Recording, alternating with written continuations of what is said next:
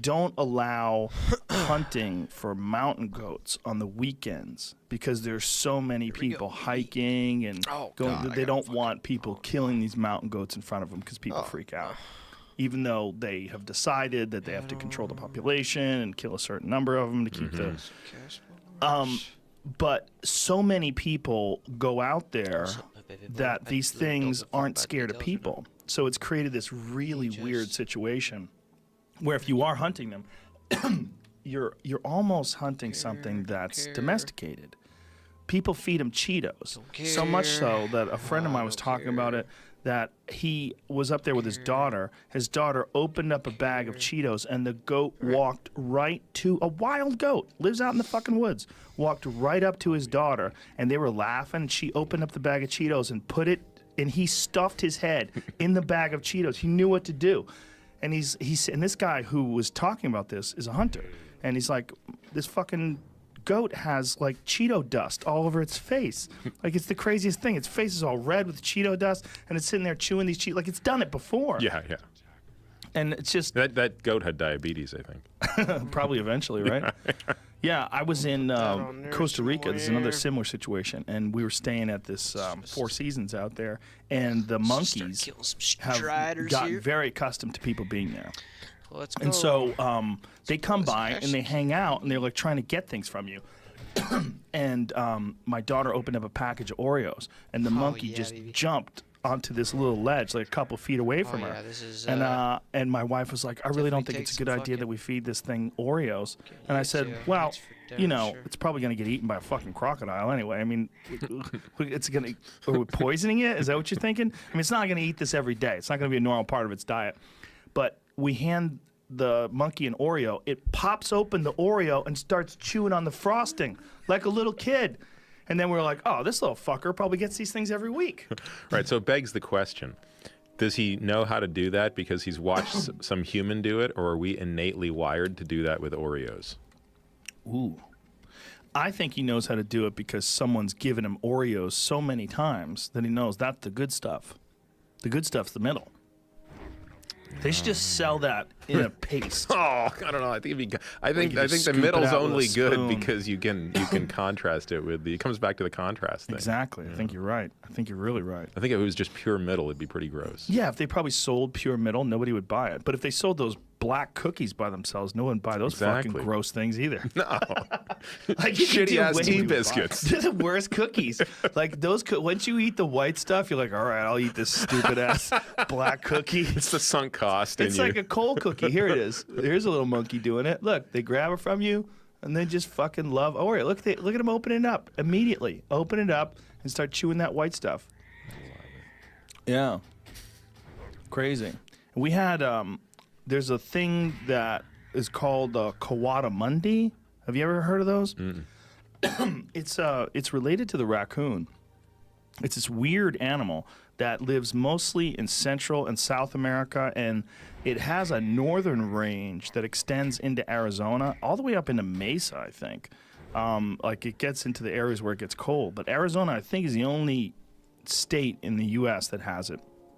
But it's this weird-looking monkey raccoon thing that is so domesticated that we gave it some grapes. Here it is. We gave it some grapes. And this little fucker, there it is. I mean, look at that weird little thing. It came and sat. We had like a little patio area in the hotel room, and it came and sat down with us. It's so calm that it sat and went underneath one of the chairs and took a nap after we gave it some grapes. Like, while we're hanging around. My daughters are running around, making noise, and this thing's just chilling. It's like a pet. It was a total pet. It was a total pet. Yeah, there they are. They're cool, man. Weird-looking things. People eat them, apparently. Apparently, they hunt them in Arizona. Nachos. Yeah. Oh, God. I mean, after seeing this, it's just like, I don't think I can hunt that. I'd have to be pretty hungry to eat one of those. They're so cute. A little face. Weird little animal, man. Really interesting. Wow. Yeah. Our relationship with animals is very odd when they get into close proximity. Yeah. Yeah. We've got a wicked coyote problem in San Diego, at least in the part I live in. And, you know, it's just one of those things. Once we got rid of mountain lions, because nobody wants mountain lions around, the coyotes run amok. Is that what it is? I think, I mean, I was talking to a friend of mine about this the other day, actually, and he was saying that there's probably only, like, in our neighborhood, there's probably only, like, 2 mountain lions left. And the coyotes just, they've exploded. There's so many of them around. Like, it doesn't really bother me that much. I mean, I actually kind of like listening to them howl. But, you know, if they get into your chicken coop,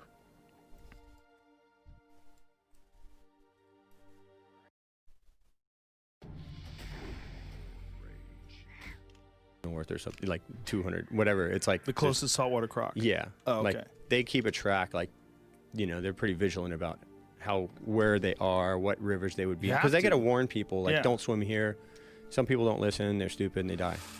But like a croc's not gonna just sort of give you an exploratory bite like a great white might and Right. leave you. No, you know? they're gonna snatch you. And they're, you know, and they're not gonna get the surfboard in the way from the underbite. You know, they're gonna. There was a horrible story that I read. I think it was in National Geographic about these 2 people that were kayaking in a river in Africa, and this guy watched. Third guy went with them. Did you? This might be a different story. I don't know. What story did you hear? This one was like these 2 guys were going to do a first descent down this thing, and they were contacting another guy who had done that river, an American guy. Mm-hmm. And the American guy was like, I can't miss this descent. I got to do this. I got to do that whole river. And then the 3 of them got into this zone where there was just crocs everywhere, and the river was real slow and wide. And as soon as they got there, all the crocs came off the river bank, and they were like, oh shit, there's like tons of them. Oh. And this guy's theory was to take his helmet and throw it off to the side so it would be like movement and distract them, and they'd attack that, and he'd paddle to the shore. And all 3 of them got together, and the American guy was on the right side, and the other 2 guys were together, and they were so close they could, like the guy in the middle, like couldn't really paddle. He was just kind of like, you know, trying to move along with them. And so they figured if the bigger we are, the bigger we look and more intimidating, like maybe we'll be okay. 15, 18-foot croc comes up, grabs the guy, pulls him out of his kayak, disappears. They never see him there's again. already a 60. His backpack Goddamn. floats up, and then his stuff's floating downstream. The other 2 guys get out of the water. See that? And I think I'm telling the story pretty good because I read it like 5 times Yeah. online too. And they got out of the water, and then there was a little village just down, and there was a little bridge over, and there were some boats, but the boats were all dry docked. And they went down, and in broken English, there was one person that could talk to them or whatever, and they said, you know, our boats are not in the water because there's too many crocs here. Like, we know not to go in the water. Because they were like, we need a boat, we got to find his body, we got to try and save him, you know? And then they went to this bridge and watched this stuff, like, float by. That's the same story. Yeah, and the guy wasn't supposed to be on the trip. And there was about the guy, the kayak flipping.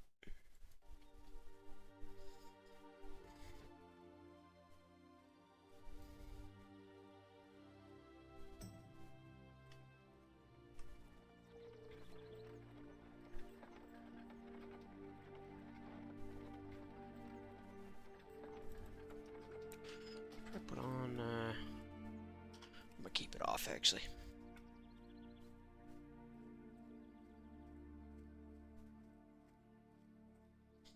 Oh, this is like.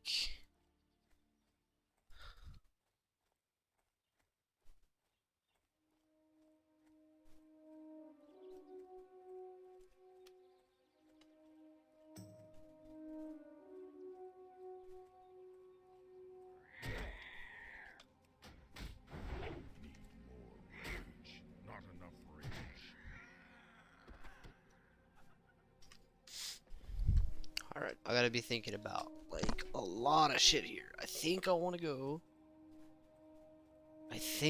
mining engineering. It's gonna be a long shot, but I feel like grenades are gonna get me out of shit. I feel like that's a perfect thing to get me out of something. I don't know though, dude. It would be pretty nice to make that gear. What brings you here? Walk with mother. I don't know. I could just fucking go herb alk because I got my goddamn Be careful. goddamn right here. Whatever it is, cultivation. There's some decisions to be made. That is for sure. I should probably bend her first.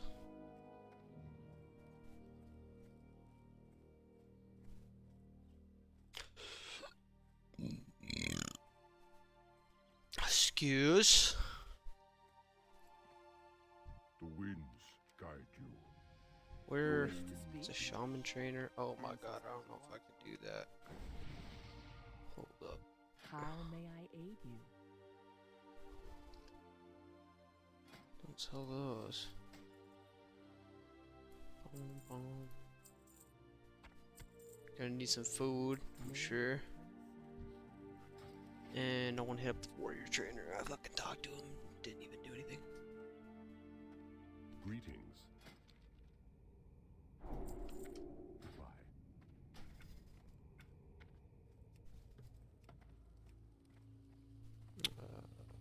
So,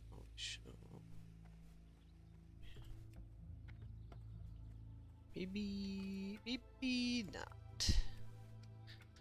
I think it's actually better. Not.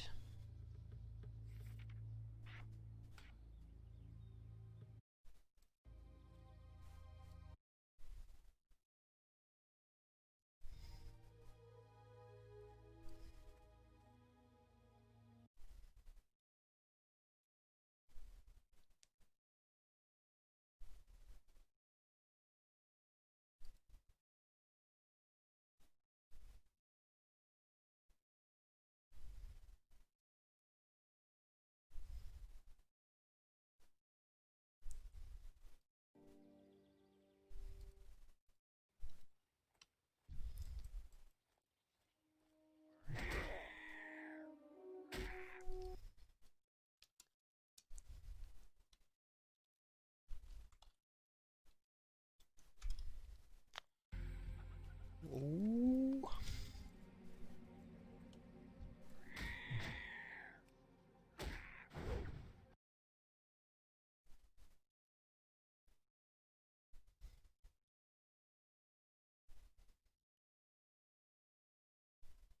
In a pace